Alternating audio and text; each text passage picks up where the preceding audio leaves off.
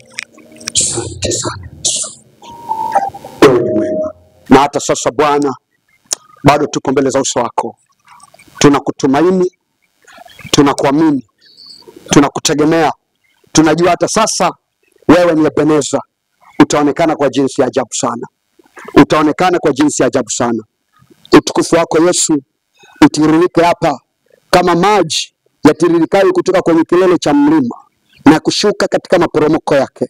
Ndivyo uwepo wako na uwepo wa Roho wako kwetu ukawe siku ya leo na siku zote za maisha yetu.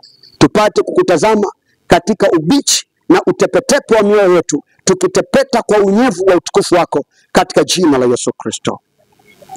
Sante Yesu, sante Baba kwa utukufu wako na kushukuru. Amen. Bwana Yesu asifiwe. Amen. Bwana Yesu asifiwe sana. Amen. Anasema wanayo raha tele walio ndani ya Kristo Yesu, wala hapana cha kuwakwaza. Amen. Amen. Umeme ukiisha hatukwaziki, umeme ukikatika hatukwaziki.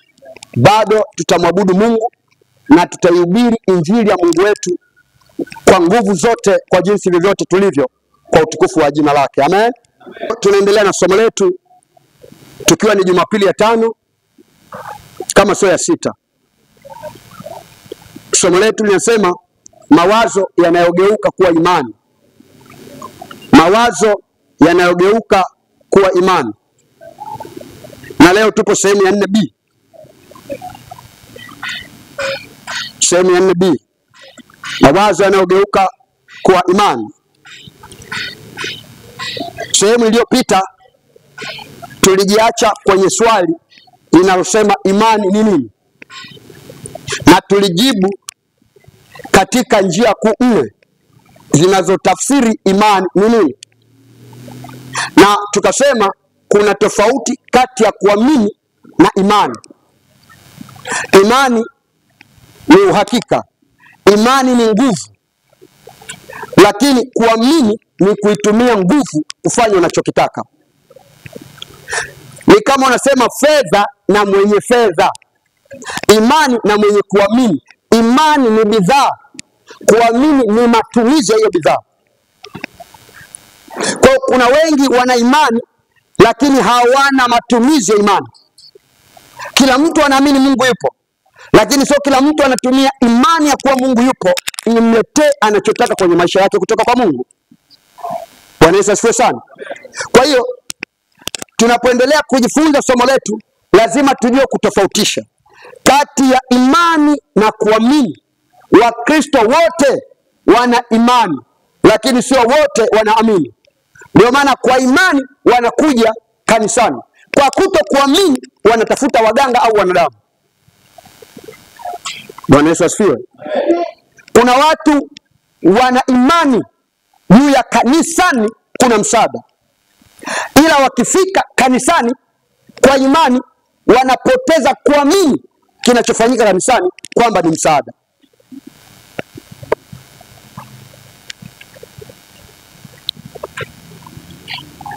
Na kitu cha msingi unachotakiwa kujua, imani ni mbegu ya wazo inayopandwa katika ulimwengu wa roho wa mtu ili kumzalia matokeo ya maisha yake. Imani ni mbegu ya wazo inayopandwa katika ulimwengu wa roho wa mtu na kumletea mtu matokeo katika maisha yake. Ukisoma kitabu kile cha Isaya sura ile ya 15, sura ya 55, ukianzia mstari ule wa 8 mpaka wa 11, Mungu anaanza kutafsiri matokeo ya kazi zake ni mbegu inayotokana na wazo. Anasema mawazo yangu sio mawazo yenu, na njia zangu sio njia zenu. Kama mbingu zilivyo juu sana, ndivyo mawazo yangu yalivyo juu, na kama mbingu ilivyoinuka, ndivyo mawazo yangu yalivyoinuka. Na neno langu ni kama mvua ishukayo na theluji kutoka mbinguni, na kuinyeshea ardhi na kuichipuzia mazao, na kumpa alaye chakula na yeye apandaye mbegu. Bwana Yesu asifiwe. Kwa hiyo mawazo yako yakigeuka kuwa imani, yale mawazo yaliyogeuka kuwa imani yanakuwa mvua inayoweza kunyesha hata wakati wa ukame kwenye maisha yako. Na ile mvua ikishanyesha kutoka kwenye imani yako, inachipuza na kukuzalishia vitu viwili. Kitu cha kwanza, chakula.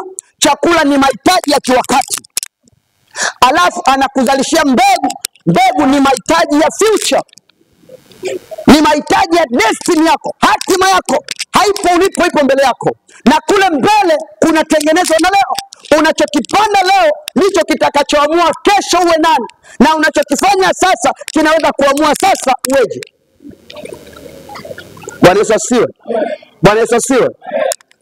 Kwa hiyo tunapojifunza somo la namna hii, Mungu anataka tujue maisha yetu yanategemea vitu viwili. Yanategemea chakula na yanategemea mbegu. Ubaya ni kwamba Wakristo wengi ni wazuri kutafuta chakula, sio wazuri kutunza mbegu. Bwana asifiwe. Bwana asifiwe. Naposema chakula usianze kufikiria pilau iliyopikwa.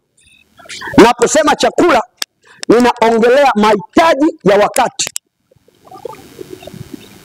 Umefika umri wa kuzaa na hauzai, upo kwenye wakati wa kuzaa ila una changamoto ya kutozaa. Kwa hiyo chakula ni kumwambia Mungu, nataka sasa nizae kwa sababu ni wakati wa kuzaa, na kwa sababu ni chakula, ni hitaji la wakati, utapewa kwa wakati.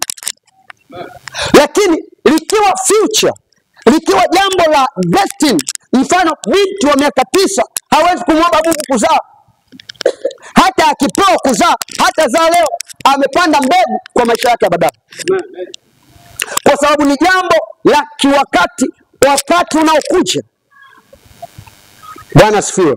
Kama wewe ni mtu mzima na hauna kazi, unatakiwa uwe na kazi, na kwa sababu huna kazi unaruhusiwa kumwambia Mungu sasa akupe kazi. Lakini kama unayo kazi na hauna utajiri, huwezi kumwambia Mungu sasa nipe utajiri. Utamwambia Mungu nipe njia za kuwa tajiri, kwa sababu utajiri sio neno na litamka linatokea. Utajiri ni tukio linaloandaliwa mikakati ya kuwa. Kwa ukitaka kuwa tajiri, unamwambia Mungu nisaidie mifumo, njia za kunifanya niwe tajiri, na uwe tayari kufuata. Bwana Yesu asifiwe sana. Mafanikio, mtu yeyote aliyefanikiwa alikuwa yeye dhabihu. Yeye alikuwa, sio alitoa, yeye kwanza alikuwa nani?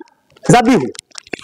Ndivyo Biblia inasema, itoeni miili yenu iwe dhabihu takatifu mbele za Mungu. Ndio ibada yenu yenye nini? Yenye maana. Kwa kama huwezi kujitoa kuwa dhabihu, huwezi kupata chema unachokitafuta, kwa sababu chochote kilicho chema kina gharama, na gharama ya chochote sio unachotoa, ni unachofanya. Bwana Yesu asifiwe. Kama nitanunua gari la thamani, litatokana na fedha za thamani nilizozitoa, lakini fedha za thamani nilizozitoa hakuna mahali niliziokota, kuna kitu nilifanya nikazipata. Kwa thamani yangu sio ile gari, thamani yangu ni fedha nilizozitafuta kwa namna nyingine zikanipa gari. Bwana Yesu asifiwe sana. Bwana Yesu asifiwe sana. Mbegu nimesema ni neno la wakati ujao, ni wazo la wakati ujao, ni hitaji la wakati ujao. Nani anakuja kanisani ili baadaye awe nani? Kila mtu anayekuja kanisani anataka leo atoke akiwa nani?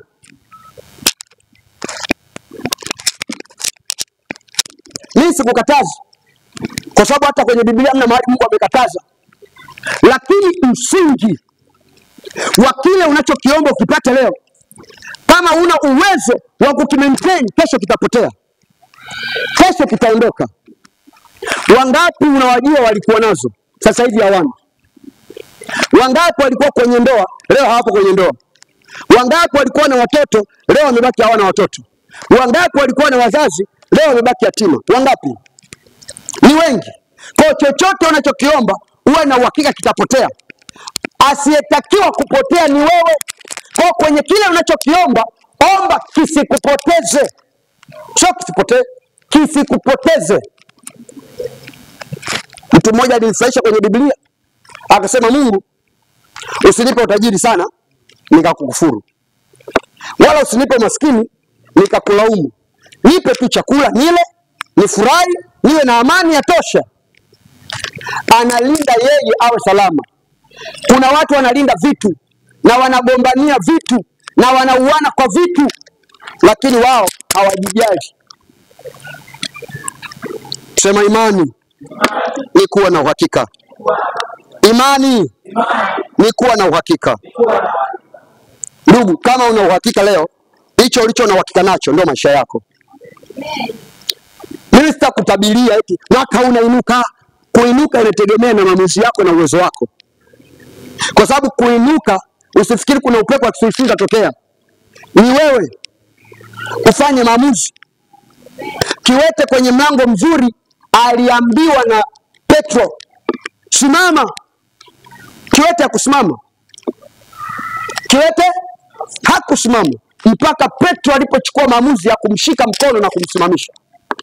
Kwa hiyo naweza nikakwambia simama, usisimame mpaka mimi niingie kwenye jukumu la kukusimamisha. Kwa hiyo anasemaje? Kila mtu anayemwamini Mungu amemwamini ili awe na neema ya kushinda kinachoshindana naye. Lakini matokeo au uwezo wa kushindana na hicho unategemea kiwango cha imani yako.